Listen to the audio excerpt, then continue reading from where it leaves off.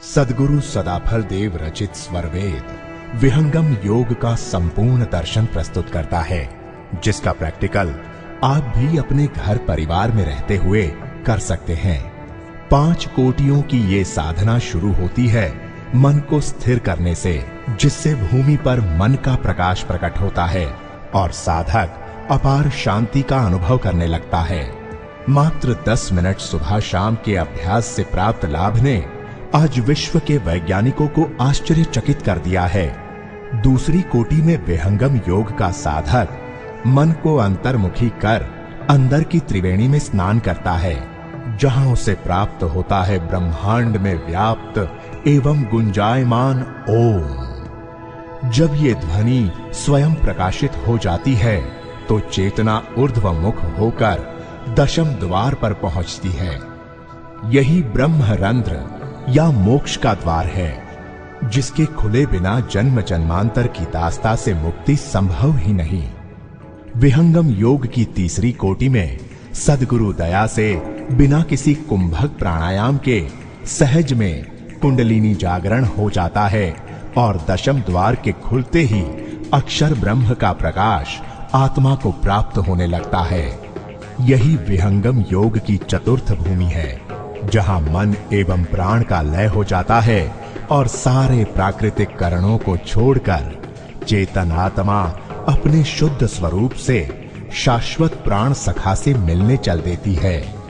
तब आती है पंचम भूमि, जहां रहता है बस आनंद रूपी अथाह समुद्र। उस कालातीत समंदर में जीव किलोले करता रहता है, इसीलिए विहंगम मार्ग को मीन मार्ग भी कहा जाता है। आप भी बिना किसी शर्त, फीस अथवा बंधन के इस आध्यात्मिक क्रांति का लाभ उठा सकते हैं।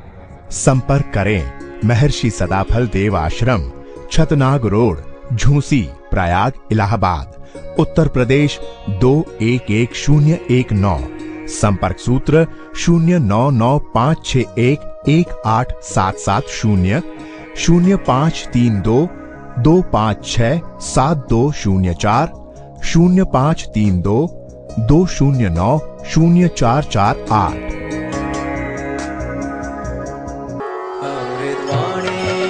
ज्ञान भक्तों को पिलाने वाली है, बहु जन्मों के अज्ञात मेरे क्षण भर में मिटाने वाली है। यह ईश कृपा की धारा अब भक्तों पर गिराने वाली है, मानव को उसके सतपथ का यह बोध कराने वाली है। अमृतवाणी, अमृतवाणी। बंधुओं, यह जो अध्यात्म है, यह जो विहंगम योग है, सहज योग है, ये अनुभव की वस्तु है। इसका आधार अनुभव है। आचार्य श्री कहते थे कि स्वामी जी ने कहा कि मेरे शरीर छोड़ने के बाद कुछ ऐसे स्थान हैं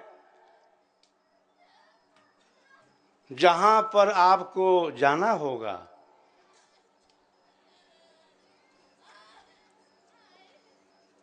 स्वामी जी कहते हैं, पहले तो आप वहां जाइएगा जहां पर मेरी और आपकी समाधि बनी हुई है, पहले की, पूर्व जन्म की।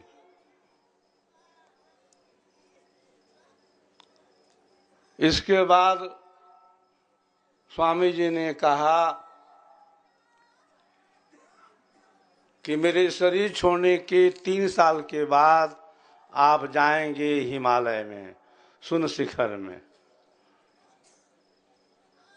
उस समय मैं आपके साथ रहूंगा।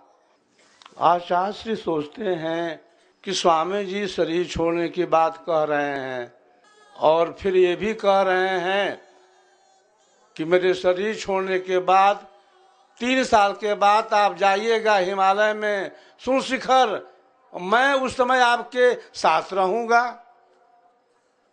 दोनों बातें जो हैं मैच नहीं करती हैं। आचार्य श्री स्वामी जी के शरीर छोड़ने के 3 साल बाद जाते हैं शून्य शिखर हिमालय। उस समय क्या घटना घटती है, बड़ी अजीब घटना घटती है। आचार्य श्री का शरीर स्थूल प्रकृति का था। शून्य शिखर पहाड़ पर है, वहां पर जाने का रास्ता बहुत टेढ़ा मेढ़ा है, बहुत ऊंचाई पर है। आचार्य श्री चल पड़ते हैं शून्य शिखर की चढ़ाई पर। शरीर जो है लथपथ हो जाता है पसीने से। एक आवाज आती है, थोड़ा दूर और है, थोड़ा दूर और है। आचार्य श्री को प्यास लग जाती है, सेवक से कहते हैं पानी पिलाओ। सेवक पानी लाता भी है। फिर आवाज आती है, पसीना हुआ है और पानी पिएंगे, जानते हैं क्या हो जाएगा? सर्दी और गर्मी दोनों हो जाएगी।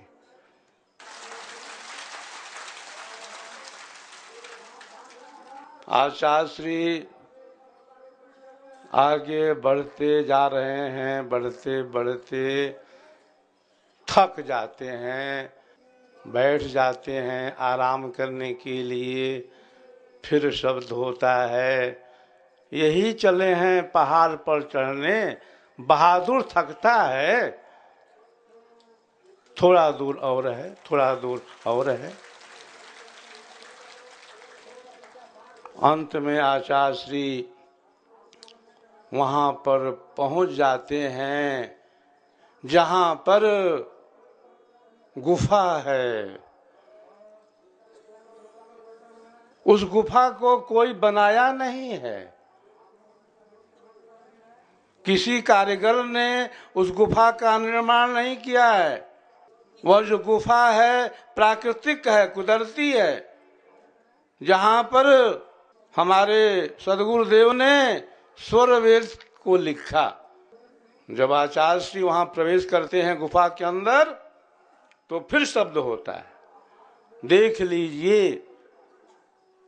यही वह स्थान है जहां पर मैंने स्वर वेद को लिखा।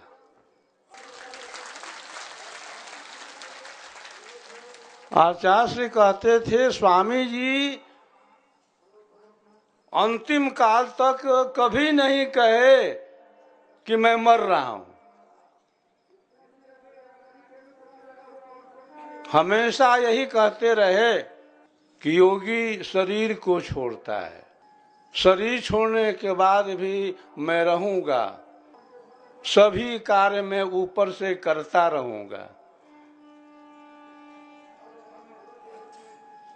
सभी भक्तों शिष्यों का योगक्षेम करूंगा। सबको ऊपर से देखता रहूंगा।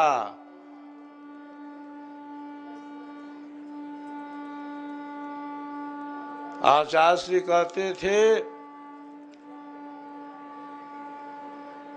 कि स्वामी जी ने ये भी निर्देश दिया था कि मुझको याद कहां से आप करेंगे, मेरा आवाहन कहां से होगा। आवाहन करने का, याद करने का, शक्ति को कैच करने का, पकड़ने का भी एक मंडल है, एक भूमि है। सद्गुरु विधान से जब हमारी चेतना उस विशेष मंडल पर केंद्रीभूत हो जाती है, तो सदगुरु की आवाज वहां पर प्रकट होती है। सदगुरु को हम वहां पर देखते हैं, उनके संकेत को प्राप्त करते हैं।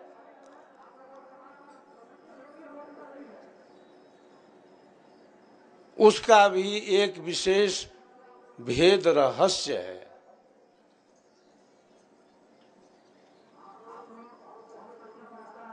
आचार्य श्री कहे कि स्वामी जी ने कहा कि आपके मन के ऊपर मेरा अधिकार रहेगा।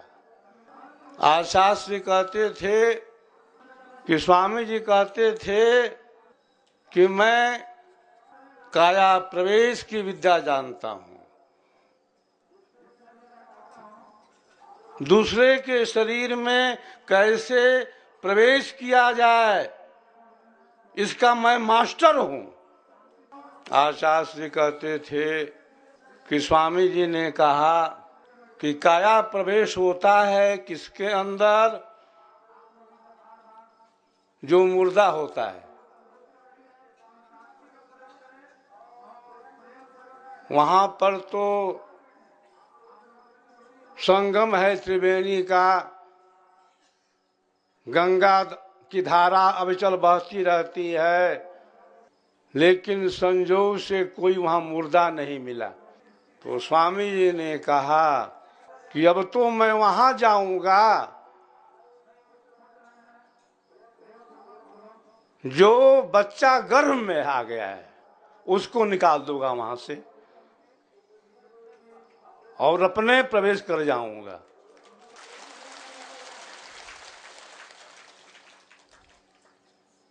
स्वामी जी आचार्य से कहते हैं कि यह कार्य करता है योगी, लेकिन विधान है कि काया प्रवेश किया जाए मुर्दे के अंदर। लेकिन मैं क्या करूं, यहां तो कोई मुर्दा दिखाई देता नहीं। फिर उन्होंने एक और प्रयोग किया। उनका एक सेवक था, बहुत प्रिय सेवक था, उसके अंदर प्रयोग किया तो वह लगा घबराने, उसको चक्कर आने लगे। कहा कि स्वामी जी अपनी शक्ति को समेट लीजिए, नहीं तो मैं मर जाऊंगा। इसके बाद आचार्य जी कहते थे कि स्वामी जी ने कहा कि अब तो मैं प्रवेश करूंगा गर्भ के अंदर और वहां जो बालक है उसको निकाल दूंगा और स्वतः उसमें चला जाऊंगा।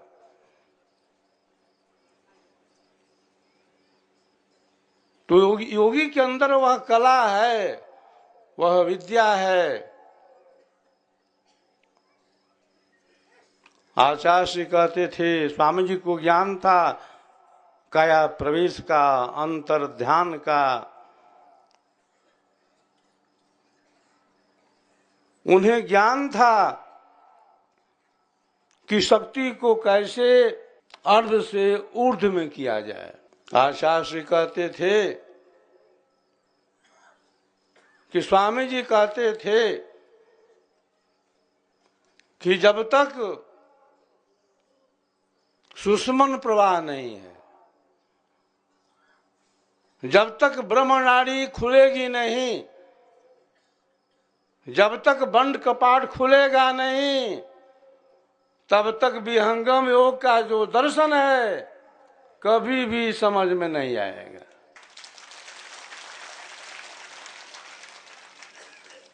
विहंगम योग की जो साधना है वह तो आरंभ होती है प्रकृति से परे होने पर।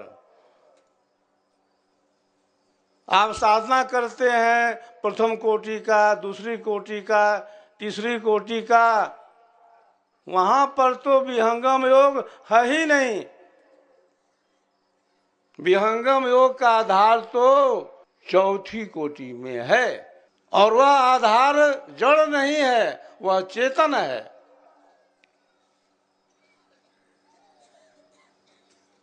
आचार्य श्री कहते थे कि स्वामी जी ने अपने जीवन के अंदर बहुतों की ब्रह्मनाड़ी खोली थी, बहुतों को सुस्पन पराह कराया था, बहुतों का बंद कपाट खोला था।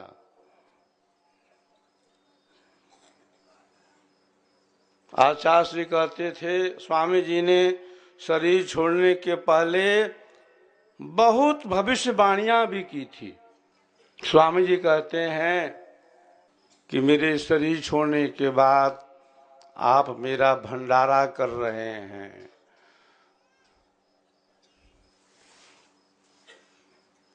ब्रह्म विद्या की विधि पर आप बैठे हुए हैं,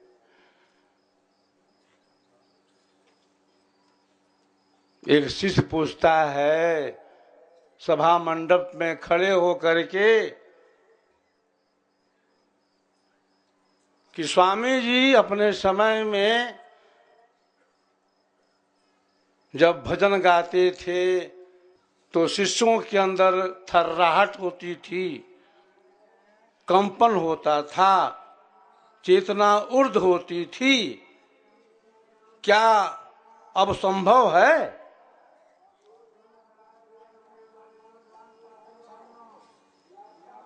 तो उस समय आप मुझको याद कर लीजिएगा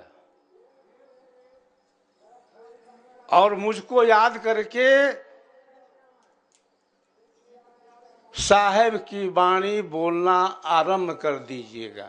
जैसे ही सेवक ने पूछा कि क्या अब वह संभव है, आचार्य श्री को स्वामी जी की बात याद आ गई और उस प्रयोग के द्वारा उन्होंने जिस शब्द का उच्चारण किया, जिस अनुभव वाणी का प्रयोग किया, भजन गाते ही सभा मंडप में मच गया हड़कंप। कई शिष्यों की चेतना ऊर्ध्व हो गई, सुषमन का प्रवाह हो गया, बंद कपाट खुलने लगा।